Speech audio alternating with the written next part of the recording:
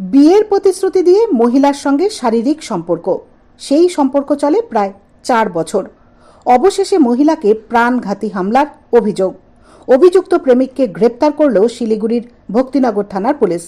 ধৃতের নাম সুব্রত দে, বয়স 33 বছর, ভক্তিনগর থানা অন্তর্গত আশিঘর এলাকার বাসিন্দা। জানা গিয়েছে 2020 সালে আশিঘরের বাসিন্দা সুব্রত দের সঙ্গে সোশ্যাল মিডিয়ায় পরিচয় হয় রথখোলার বাসিন্দা এক ডিভোর্সি মহিলার।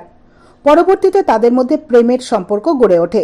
গত 4 বছর ধরে তাদের মধ্যে সবকিছু ঠিকঠাকই ছিল। তবে চলতি মাসে মহিলা জানতে পারে সুব্রত দে বিবাহিত। এরপরই বিষয়টি নিয়ে দুজনের মধ্যে বিবাদ হয়।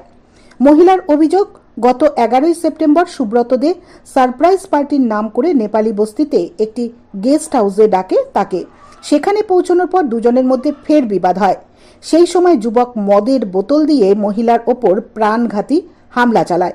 কোনোভাবে সেখান থেকে পালিয়ে বাঁচেন এবং চিকিৎসা করান মহিলা। এই ঘটনা কেউ যাতে না জানতে পারে তার জন্য মহিলাকে হুমকিও দেয় যুবক। ঘটনাটি জানিয়ে গত 19 সেপ্টেম্বর ভক্তিনগর থানায় লিখিত অভিযোগ দায়ের করেন মহিলা। সেই অভিযোগের ভিত্তিতে তদন্তে নেমে আশিঘর পাইপলাইন এলাকা থেকে অভিযুক্ত যুবককে গ্রেপ্তার করে পুলিশ। ধৃতকে আজ আদালতে পেশ করা হয়েছে, যদিও ওই যুবক অভিযোগ অস্বীকার করেন। গোটা ঘটনার তদন্ত করছে পুলিশ। সেপ্টেম্বর 11 তারিখে আমাকে মারধর করেছে। হ্যাঁ, প্রচন্ড পরিমাণে আমার মাথায় অ্যাটাক করেছে, মাথা ফাটিয়ে দিচ্ছে, ঝরঝরা রক্ত আমার মাথা দিয়ে। আমি কোনো মতে ওখানে ওখানে আমি ফিট হয়ে যাই। হওয়ার পরে কোথার থেকে আমাকে কোথায় নিয়ে যায় আমি জানি না। তো সারা রাত ওখানে থাকি। থাকার পরে সকালে আমি কোনো মতে ওখান থেকে পালিয়ে চলে আসি। আসার পরে ও ও আমার পেছন পেছন আসে। আমার মা আমাকে হাসপাতালে ট্রিটমেন্ট করায়। ট্রিটমেন্ট করানোর পরে তো ও আমাকে নানা রকম ভাবে ধমকি দিচ্ছে যে আমার দাদাদের জানে মেরে ফেলবে। হ্যাঁ, এই সমস্ত কিছু অভিযোগ করে ও।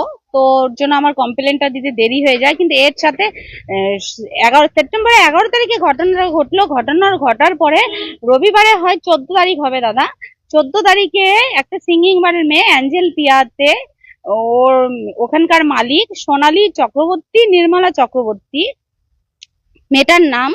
তো ও আছে ওর সাথে জড়িত। যেদিন থেকে এই মেয়েটার সাথে ওর পরিচয় হয়েছে সেদিন থেকে কিছু একটা চলছে যে আমাকে জানে মারার। তো ও আমাকে ডাকছে, আমি দেখা করছি না জন্য 11 তারিখে পুরা আমাকে মানে মারা সাকসেসটা হয়নি জন্য মেয়েটা আমাকে ডাকছে ফোন করে। 4টা 20-তে আমাকে ফোন করেছে। ফোন করে আমাকে বলছে চলো পাহাড়ে ঘুরে আসি।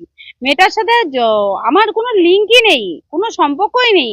মেয়েটা আমাকে বলে 4টা 20-তে ফোন করে চলো পাহাড়ে ঘুরে আসি। হ্যাঁ, তার মানে ওদের ভালো মতো প্রোগ্রাম হয়েছে আমাকে মারার। তো আমি এটাই চাই, এটা শাস্তি চাই।